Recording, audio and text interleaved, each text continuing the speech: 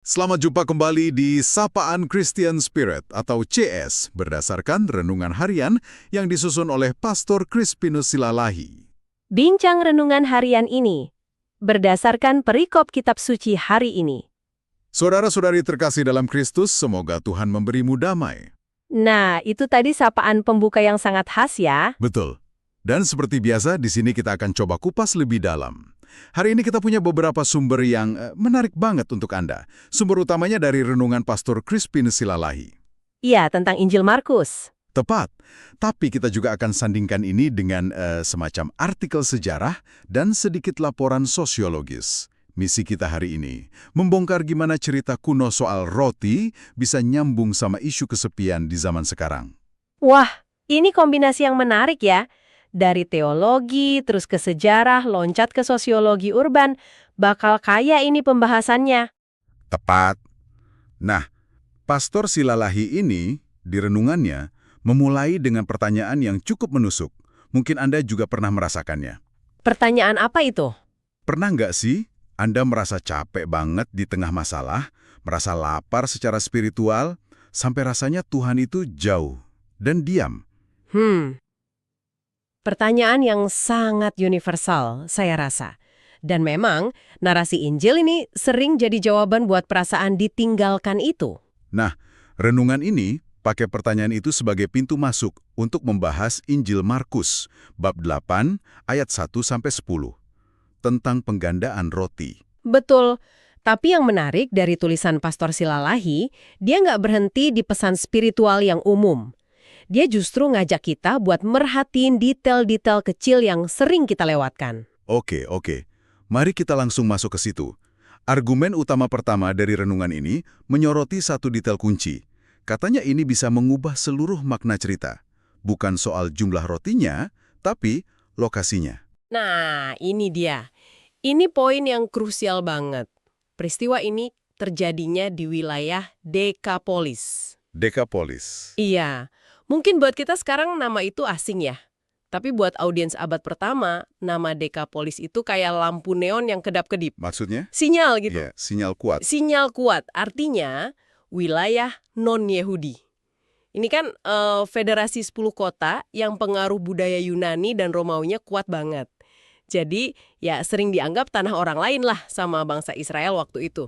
Jadi ini bukan sekedar detail geografis, ini kayak semacam statement sosial politik begitu. Betul. Kalau mujizat yang mirip sebelumnya terjadi di antara orang Israel, yang ini sengaja dilakukan di wilayah lain. Tepat sekali. Anda mengatakannya dengan lebih blak-blakan, tapi esensinya yaitu.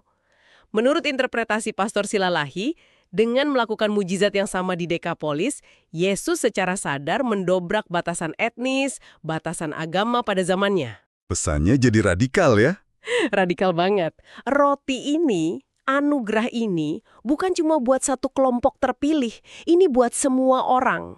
Ini sebuah klaim universalitas yang sangat berani di tengah dunia yang sangat tersekat-sekat waktu itu. Saya paham. Oke. Ini mengubahnya dari sekedar cerita keajaiban jadi semacam manifesto. Dan sumber ini juga menyoroti motivasi di baliknya. Teksnya bilang hati Yesus tergerak oleh belas kasihan. Kedengarannya standar. Tapi renungan itu menggali lebih dalam kan? Betul. Dan di sini kita bisa lihat gimana terjemahan kadang bisa mengurangi kekuatan kata aslinya. Kata Yunani yang dipakai di situ itu splagchnizomai. Splagchnizomai. Iya, ini bukan sekedar rasa iba atau kasihan yang sopan gitu. Akar katanya splagchena itu artinya secara harfiah jeroan. Jeroan. Maksudnya isi perut. Si yang visceral banget, spontan. Wow, itu memberi tekstur yang beda banget. Jadi ini bukan keputusan yang diperhitungkan, tapi reaksi emosional otentik melihat kerumunan yang lelah dan lapar setelah 3 hari. Persis. Mereka butuh sesuatu yang nyata, bukan cuma kata-kata. Ini nunjukin kepedulian yang holistik. Jiwa dan raga itu nggak dipisahkan. Oke. Dan disinilah Pastor Silalahi membuat koneksi teologisnya yang paling kuat.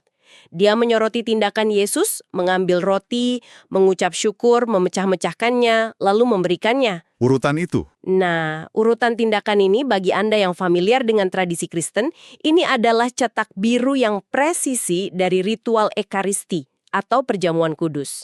Jadi, Argumennya adalah cerita ini bukan cuma tentang kasih makan orang lapar, tapi semacam grand preview dari ritual sentral kekristenan. Tepat. Ekaristi kan ritual di mana roti dipecah-pecahkan dan dibagikan sebagai makanan rohani. Dengan melakukan ini secara fisik di Dekapolis, Yesus seolah mengatakan bahwa makanan spiritual ini pun sifatnya universal, bisa memuaskan semua jenis kelaparan. Baik kelaparan fisik maupun rohani. Bagi siapa saja, di mana saja. Betul sekali. Oke, gagasan universalitas ini jadi benang merah yang kuat banget. Dan ini membawa kita ke sumber kedua. Pastor Silalahi menghubungkan semangat ini dengan Santo Cyrillus dan Methodius. Tapi saya juga nemu artikel sejarah yang menarik tentang mereka. Oh ya? Ternyata, mereka ini jauh lebih dari sekedar misionaris ya. Bisa dibilang mereka ini diplomat dan ahli bahasa yang ulung. Oh, tentu saja. Kalau kita cuma lihat mereka dari kacamata rohani, kita kehilangan separuh cerita. Artikel sejarah melukiskan mereka sebagai figur raksasa di abad ke-9. Mereka diutus ke bangsa Slahi ya kan? Betul, dari Konstantinopel. Misi mereka itu pada dasarnya diplomasi budaya. Dan mereka sadar satu hal krusial.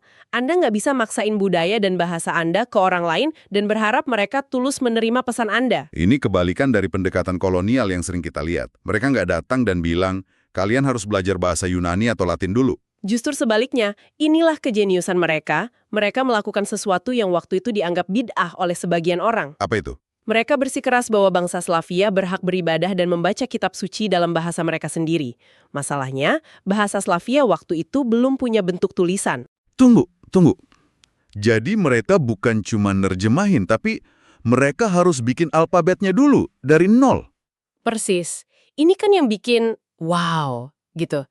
Cyrillus, yang memang seorang sarjana brilian, dia ciptain alfabet baru yang disebut alfabet glagolitik. Cikal bakal dari alfabet Sirilik yang kita kenal sekarang. Luar biasa. Jadi demi membuat iman bisa dicerna oleh budaya lokal, mereka menciptakan seluruh sistem penulisan. Betul.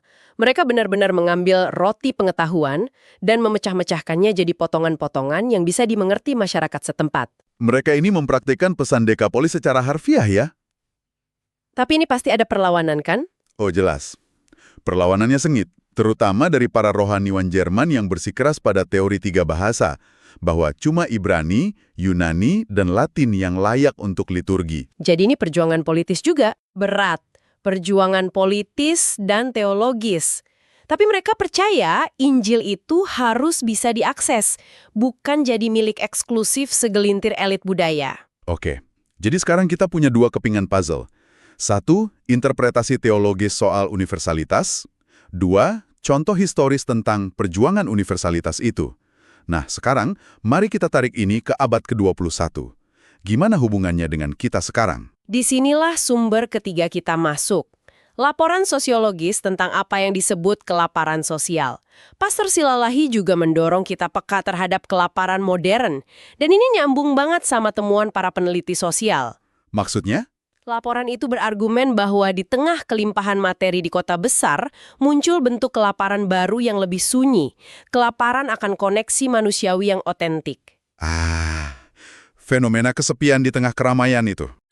Online tapi nggak punya satu orang pun untuk dihubungi pas lagi krisis. Ini kan kerumunan lapar di Dekapolis versi modern? Betul, ini kelaparan akan telinga yang mau mendengar, bahu untuk bersandar. Tapi disinilah kita sering merasa lumpuh. Sama kayak para murid yang lihat ribuan orang tapi cuma punya 7 roti. Kita lihat masalah sebesar isolasi sosial dan mikir, apa yang bisa saya lakukan? Saya kan cuma 1 orang. Pertanyaan yang sangat valid. Dan laporan sosiologis itu pun nggak menawarkan solusi tunggal yang gampang. Tapi ada satu temuan menarik di dalamnya yang nyambung banget sama metafora 7 roti tadi. Apa itu? Para peneliti menemukan bahwa program-program skala besar untuk mengatasi kesepian seringkali kurang efektif. Yang justru berdampak signifikan itu adalah apa yang mereka sebut micro-interactions. Interaksi-interaksi kecil, gitu maksudnya. Betul sekali, hal-hal kecil, tulus dan konsisten. Kayak nyapa tetangga dan nanya kabarnya beneran, bukan basa-basi. Atau mengajak rekan kerja yang murung minum kopi dan benar-benar mendengarkan. Iya, selama 15 menit tanpa megang ponsel. atau menelpon teman lama cuma buat bilang hai. Hal-hal inilah yang dalam renungan itu disebut sebagai 7 roti kita. Sesuatu yang kita punya yang rasanya sedikit dan gak signifikan. Jadi pesan gabungannya adalah, jangan remehkan apa yang ada di tanganmu. Mulai dari apa yang kamu punya, sekecil apapun itu. Tepat, keajaiban, baik dalam konteks teologis maupun sosiologis, itu nggak terjadi dari ketiadaan. Ia terjadi ketika sesuatu yang kecil dan nyata dipersembahkan. Jadi tugas kita bukan menciptakan roti dari udara. Fokus pada apa yang nggak kita miliki, menjadi fokus pada apa yang bisa kita berikan. Sama sekali. Kalau kita ikuti alur logikanya, maka setiap pengalaman spiritual yang mengenyangkan kita itu pada dasarnya adalah panggilan untuk misi. Mandat untuk luar. Betul. Kita dikenyangkan bukan untuk menyimpan rasa kenyang itu. Kita diberi energi untuk kemudian membagikannya. Jangan sampai kita jadi orang yang kenyang sendirian. Jangan biarkan orang pulang dengan lapar. Itu kalimat yang kuat dari renungan itu. Dan lapar di sini bisa berarti lapar akan validasi, harapan, atau perasaan didengar. Dan janji dalam narasi Injil itu ngasih semacam jaminan psikologis yang kuat. Dikatakan mereka semua makan sampai kenyang. Bukan cuma cukup, sampai kenyang. Bahkan ada sisa 7 bakul. Metafora kelimpahan. Iya, seolah mengatakan bahwa ketika kita memberi dari keterbatasan kita dengan tulus, dampaknya seringkali jauh melampaui yang bisa kita bayangkan. Satu sapaan tulus dari kita mungkin bisa mengubah seluruh hari seseorang. Jadi setelah kita bedah semua ini, intinya kita dipanggil untuk menjadi seperti roti itu sendiri. Dipecah-pecahkan dan dibagikan. Sebuah kesimpulan yang kuat, dan ini membawa kita pada pertanyaan refleksi akhir untuk Anda semua. Bukan lagi pertanyaan pasif. Tapi sebuah ajakan untuk melakukan inventarisasi. Mungkin pertanyaan yang bisa kita bawa dari sini bukan apa yang tidak saya miliki, tapi apa persisnya 7 roti yang sudah ada di tangan saya saat ini? Bisa jadi itu kemampuan menulis, keahlian memasak, sepasang telinga yang sabar, Atau sekedar 30 menit waktu luang setiap hari. Kalau kita jujur, mungkin kita kaget dengan betapa banyak roti yang sebenarnya kita punya.